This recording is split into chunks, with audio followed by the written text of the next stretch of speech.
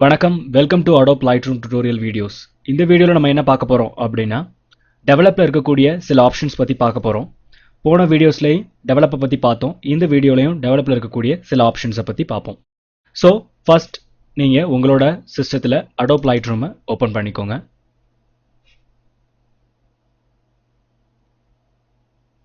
அதுக்கப்புறமா உங்களுக்கு தேவையான இமேஜை நீங்க இம்போர்ட் பண்ணி சூஸ் பண்ணிக்கோங்க.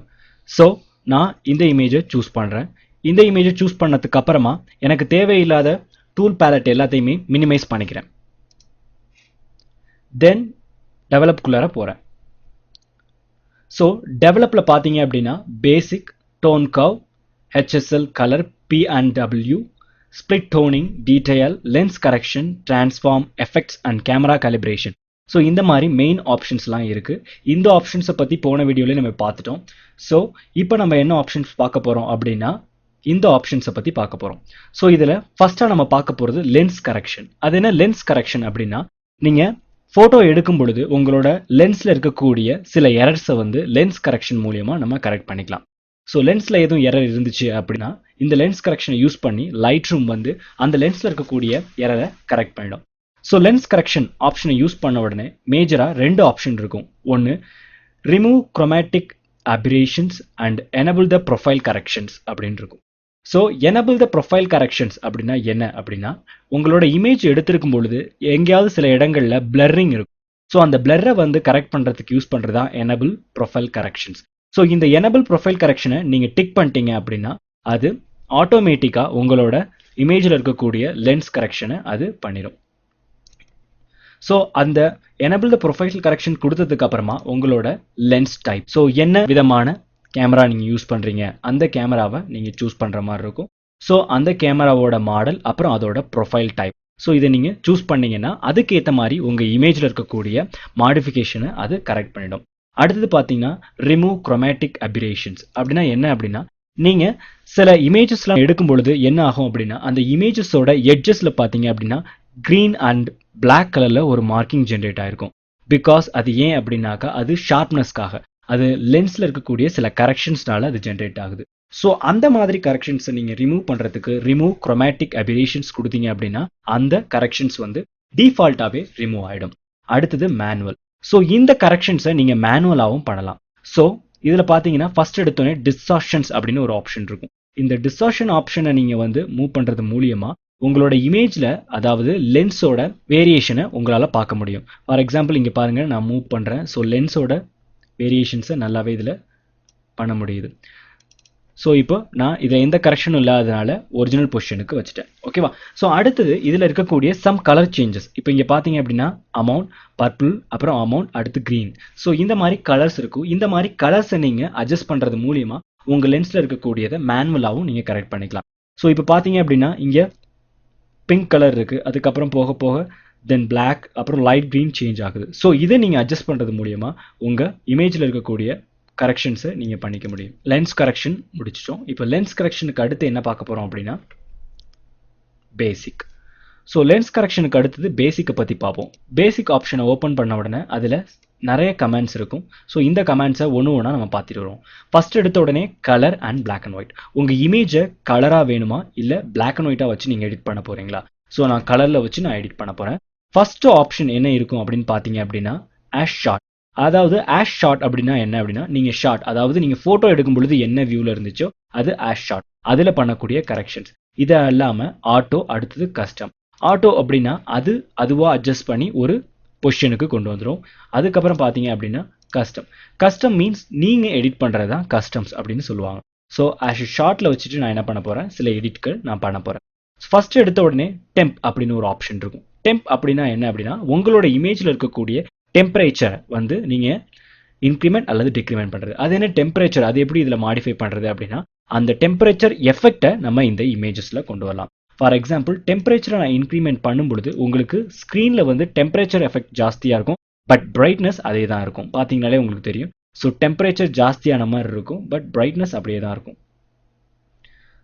ஸோ இதே மாதிரி கூலிங்.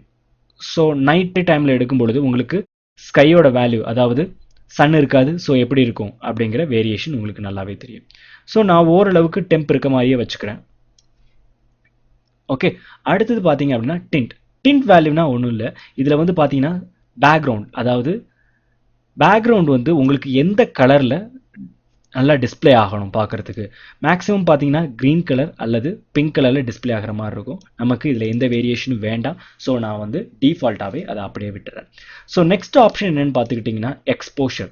எக்ஸ்போஷர் எதுக்கு அப்படின்னா உங்களோட இமேஜில் இருக்கக்கூடிய பிரைட்னஸை இன்க்ரிமெண்ட் பண்ணுறதுக்கு தான் எக்ஸ்போஷர். இப்போ நான் எக்ஸ்போஷர் ஜாஸ்தி ஆக்கும் பொழுது என்னோட இமேஜில் பிரைட்னஸ் வேல்யூ ஜாஸ்தி ஆகுது. அதுக்கப்புறம் எக்ஸ்போஷரை குறைக்கும் பொழுது பிரைட்னஸ் கம்மி ஆகுது. ஸோ உங்களுக்கு எவ்வளோ பிரைட்னஸ் தேவைப்படுதோ அதுக்கேற்ற மாதிரி உங்கள் இமேஜை நீங்கள் வச்சுக்கலாம்.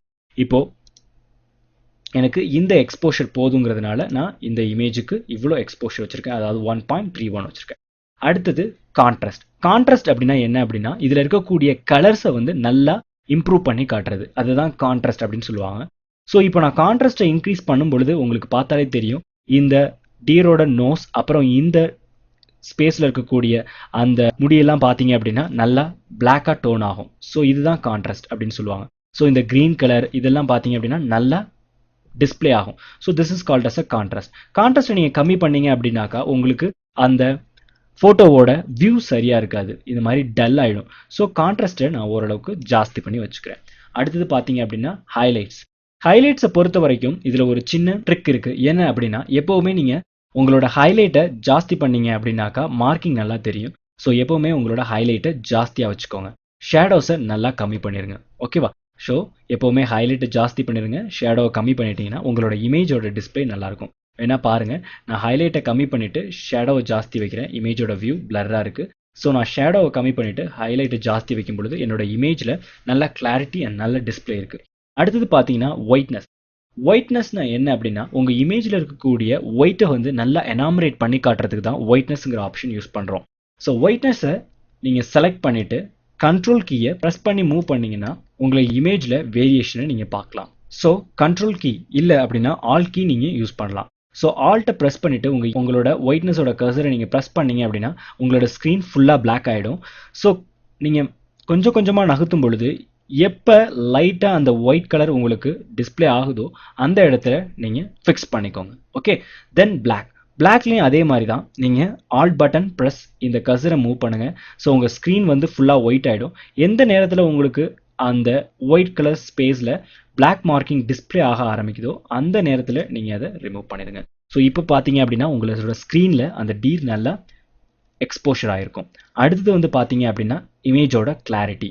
இமேஜோட கிளாரிட்டி நீங்கள் ஜாஸ்தி பண்ணுறது மூலயமா உங்களுக்கு என்ன ஆகும் அப்படின்னா இந்த இமேஜோட எல்லா பகுதியும் உங்களுக்கு ஷார்ப்பாக நல்லா எட்ஜெல்லாம் நல்லா ரெஃபரன்ஸ் ஆகும்.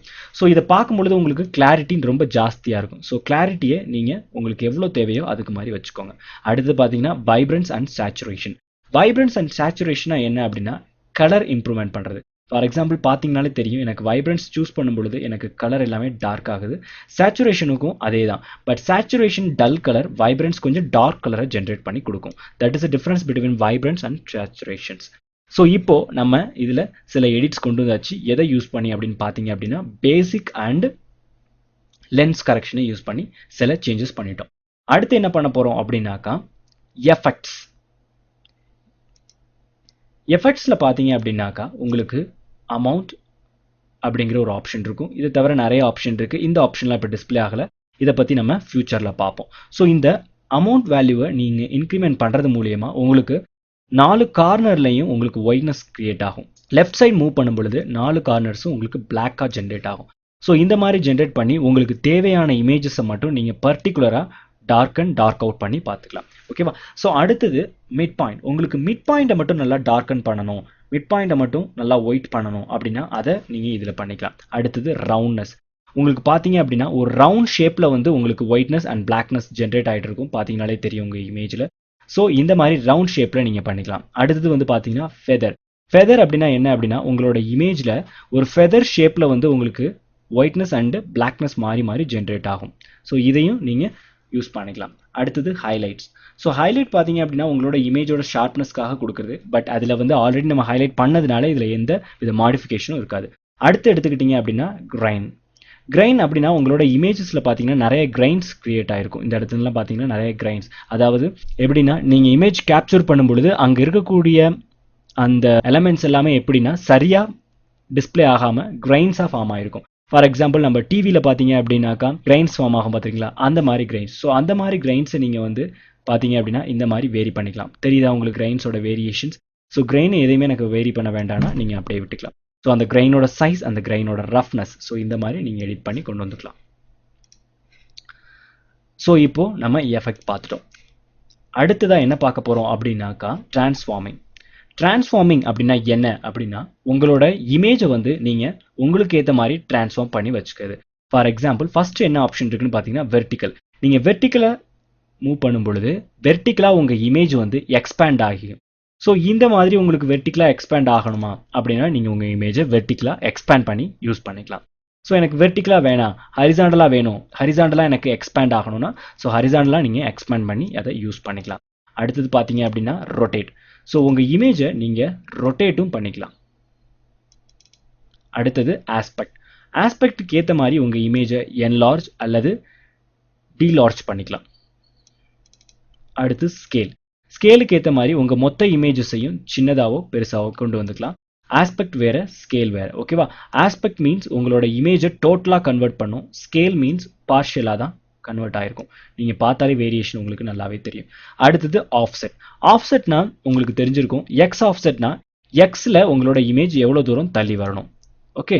ஸோ ஒய் ஆஃப்செட்னா ஒய்யில் உங்கள் இமேஜ் எவ்வளோ தூரம் தள்ளி இருக்கணும். ஸோ இதை வந்து நீங்கள் கண்ட்ரோல் பண்ணுறது தான் X offset and Y offset use பண்ணுறோம். So that's all transform. Okay. So இந்த இதில் நம்ம என்னென்ன பார்த்துருக்கோம்னா பேசிக் பார்த்துருக்கோம், லென்ஸ் கரெக்ஷன்ஸ் பார்த்துருக்கோம், டிரான்ஸ்ஃபார்ம் பார்த்துருக்கோம், எஃபெக்ட்ஸ் பார்த்துருக்கோம். ஸோ இதெல்லாம் யூஸ் பண்ணி இதில் நம்ம மாடிஃபிகேஷன் பண்ணியிருக்கோம். ஒரிஜினல் இமேஜுக்கும் இந்த இமேஜுக்கும் உள்ள வேரியேஷனை இப்போ நம்ம பார்க்க போகிறோம். ஸோ இதுதான் ஒரிஜினல் இமேஜ், இது நம்ம எடிட் பண்ண இமேஜ். ஸோ ஒரிஜினல் இமேஜுக்கும் எடிட் பண்ண இமேஜுக்கும் உள்ள வேரியேஷன்ஸ் பார்த்தீங்க. ஸோ இதே மாதிரி அடுத்த வீடியோவில் மற்ற ஆப்ஷன்ஸை பற்றி நம்ம பார்ப்போம். தேங்க்யூ.